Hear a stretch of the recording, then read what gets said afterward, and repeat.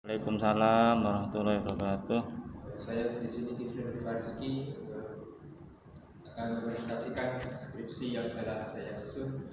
Sebelumnya, yang terhormat kepada Bapak Miftah Munir selaku Ketua Penguji.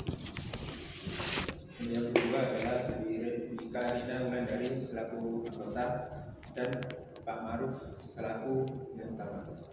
Kemudian langsung saja kita langsung masuk ke presentasi kali ini. Yang pertama adalah judul saya adalah implementasi penilaian otentik dalam pembelajaran PAI pada kurikulum Merdeka Belajar di SMA Negeri 1 Kota Pasuruan.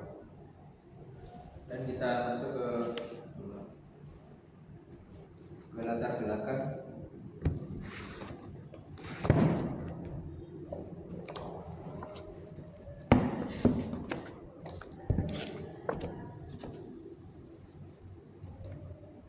Yang pertama adalah perkembangan pendidikan dan kurikulum. Jadi latar belakang penelitian saya di sini adalah adanya perkembangan pendidikan dari waktu ke waktu serta pembaruan kurikulum pada tiap satu waktu. Misalnya dari kurikulum ikut dari awal kemerdekaan sampai sekarang. Dan tiap perbedaan kurikulum tersebut adanya perbedaan dalam penilaian serta metode pengajaran juga. Kemudian yang kedua adalah implementasi penilaian otentik. Sesuai dengan judul saya di sini yang akan saya tekankan adalah implementasi penilaian otentik, di mana di dalam kurikulum yang untuk sekarang adalah kurikulum Merdeka. Penilaian otentik sebenarnya sudah diterapkan pada kurikulum sebelumnya, terutama pada KTSP hingga sampai sekarang kurikulum Merdeka. Namun dalam pengimplementasiannya terdapat perubahan pada tiap-tiap kurikulum tersebut.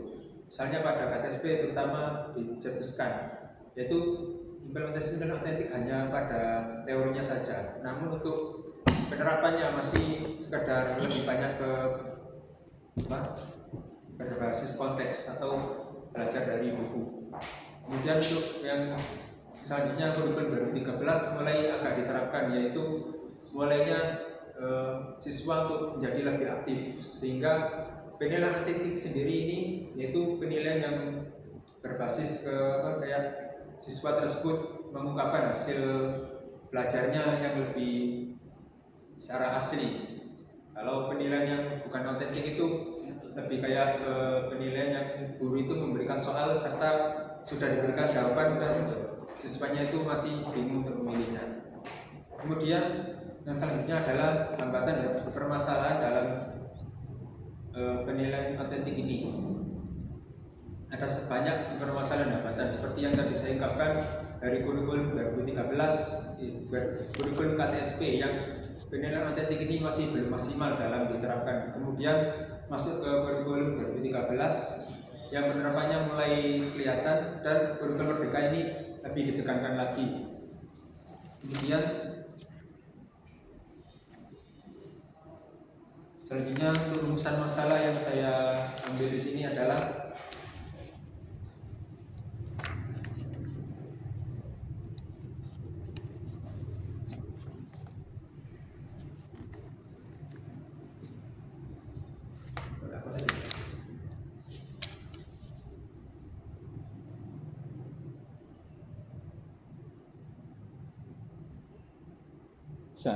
nggak bisa, nggak muncul di sini. Iya nggak apa-apa wes. Terus wes.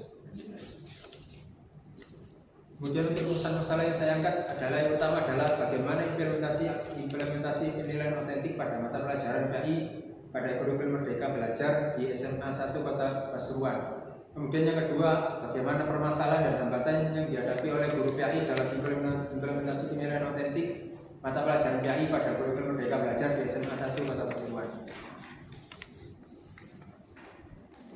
Kemudian yang kedua, selanjutnya adalah metodologi penelitian. Yang pertama, pendekatan penelitian. Pendekatan penelitian yang saya lakukan di sini adalah pendekatan kualitatif. Dalam penelitian ini, penulis menggunakan pendekatan kualitatif fenomenologis, apa yang diamati dan apa yang diwawancarai. Penelitian ini menekankan terhadap fenomena yang ada. Kemudian sumber data yang pertama adalah primer. Saya menggunakan observasi, kemudian wawancara dan survei.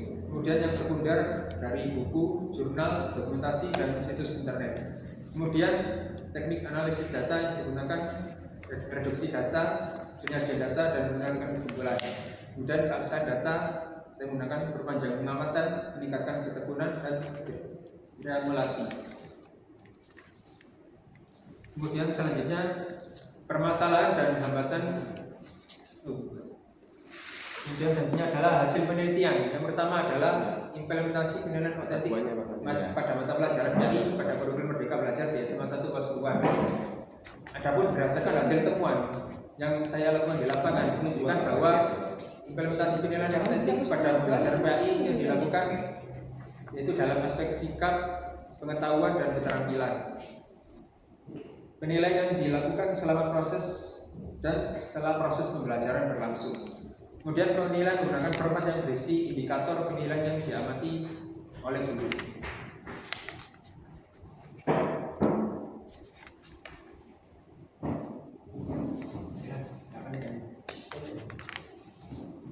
Gak apa-apa wes terus ya. Soalnya data penilaian. Nah, Jadi ini di laptop kan bisa muncul kan? Iya. Iya wes terus. boleh. Terus. Iya, silakan. Saya akan menunjukkan tabel penilaian. Ciknya speaker, ATK speaker, Ya. contoh aku ATK, bagus itu. Ya, mana pun. Enggak takutnya nanti minta suruh. Di sini dapat dilihat aspek sikap meliputi penilaian observasi, penilaian diri, penilaian antar teman, kemudian jurnal atau catatan guru. Kemudian dalam aspek pengetahuan meliputi tes lisan, tes tertulis, dan penugasan. Kemudian untuk aspek keterampilan meliputi kinerja, proyek, dan portofolio. Dibagi berapa ini? Tiga Penilaiannya. Yang pertama apa? ada penilaian sikap. Caranya gimana? Yang pertama adalah observasi. Observasi ini biasanya dilakukan oleh guru untuk menilai siswanya.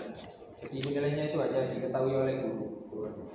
Kemudian yang kedua adalah penilaian diri. Penilaian diri ini biasanya guru untuk membuat kayak daftar checklist ataupun anekdot yang diberikan kepada siswa untuk mengukur dirinya sendiri. Kemudian penilaian antar teman yaitu hampir sama seperti penilaian diri, namun penilaiannya ini dilakukan oleh teman sebayanya. Kemudian yang keempat adalah jurnal atau catatan guru.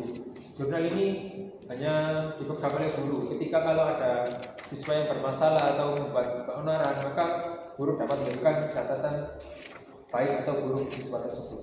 Kemudian pada aspek pengetahuan ada tes lisan, di mana tes ini hampir seperti tes ini kalau siswa sedang ulangan misalnya ujian bahasa Arab, maka tes lisan ini lebih mengutamakan untuk mengungkapkan kemampuan siswa melalui dari segi lisan, misalnya hafalan ataupun pengucapan makhraj.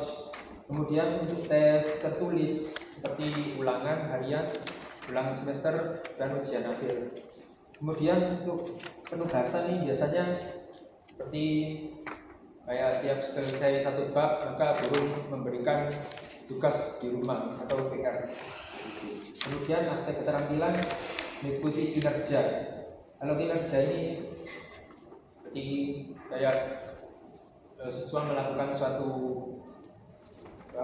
pertunjukan atau drama ataupun bisa tugas yang diberikan. Kalau proyek, guru memberikan suatu kayak tugas atau proyek yang bisa membuat sesuatu ataupun ciptakan sesuatu dan sebagainya. Kemudian portofolio yaitu penilaian dari kegiatan proyek tersebut. Kemudian selanjutnya Itu yang yang psikomotorik, keterampilan. ya keterampilan. Kemudian permasalahan dan hambatan yang dihadapi oleh guru BI dalam implementasi penilaian otentik pada pelajaran BI pada kurikulum Merdeka Belajar. Yaitu yang pertama adalah guru memiliki waktu terbatas dalam penilaian. Hal ini dikarenakan dalam kurikulum Merdeka itu terdapat tambahan mata pelajaran yang P5 yang proyek penguatan profil pemuda Pancasila, di mana yang sebelumnya waktu pendidikan agama Islam yang semulanya sudah tersusun sedemikian rupa, namun adanya penambahan P5 ini, jadi waktu tersebut sedikit berkurang. Kemudian yang kedua adalah guru kesulitan dalam menentukan indikator instrumen penilaian.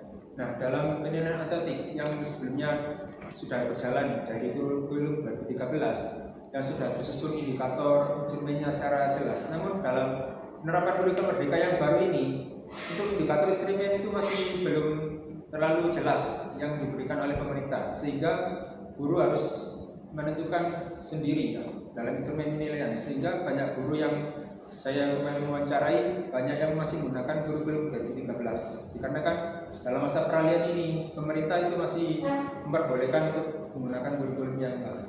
Kemudian kendala pada teknik penilaian diri, sikap, kompetensi pengetahuan dan kompetensi keterampilan.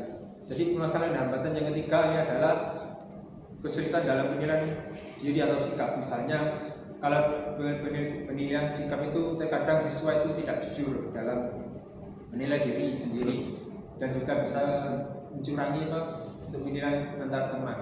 Kemudian untuk kompetensi pengetahuan, yaitu siswa tidak semuanya itu bisa menyelesaikan tugas dari guru karena kan kemampuan siswa itu berbeda-beda. Ada yang memiliki daya tangkap yang cepat dan ada yang memiliki daya tangkap yang lambat. Kemudian untuk kesulitan dalam kompetensi keterampilan, yaitu dalam pembelajaran berbasis proyek. Misalnya siswa tersebut tidak memiliki bahan atau kurangnya kreativitas dalam menciptakan suatu proyek yang diberikan oleh guru. Misalnya seorang tersebut berada di lingkungan yang jauh dari sumber daya alam, maka guru mungkin bisa kesulitan kalau memberikan tugas yang proyek yang bahannya itu sulit untuk didapatkan di daerah tersebut. Mungkin itu saja yang dapat saya sampaikan. Maaf apabila ada kesalahan. Terima kasih.